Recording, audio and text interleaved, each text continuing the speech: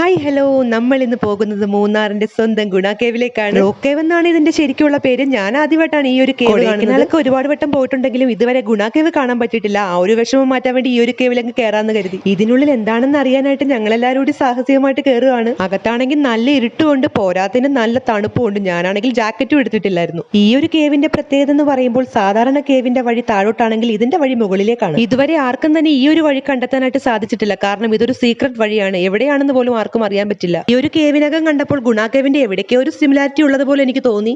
നമുക്ക് മഞ്ഞുമൽ ബോയ്സ് എന്നൊക്കെ എഴുതാന്ന് പറഞ്ഞ് എല്ലാവരും ലൈറ്റ് ഒക്കെ അടിച്ച് നോക്കുകയാണ് എവിടെയാണ് ഈ ഒരു സീക്രട്ട് വഴി എന്നറിയാൻ. പക്ഷെ ഒരു രക്ഷയില്ല, കാണാൻ പറ്റില്ല.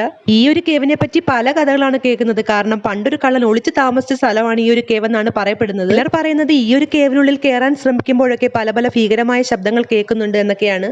കേവിനുള്ളിലെ രണ്ടാമത്തെ വഴിയാണ്. ഇതുവഴിയും കൂടി ഒന്ന് പോയി നോക്കാന്ന് കരുതി ഞാനും ചേട്ടന് മാത്രമായിട്ടാണ് പോയത്. പക്ഷെ ഫുള്ള് വഴുക്കലാണ്, നമുക്ക് ഒട്ടും തന്നെ നടക്കാൻ സാധിക്കില്ല.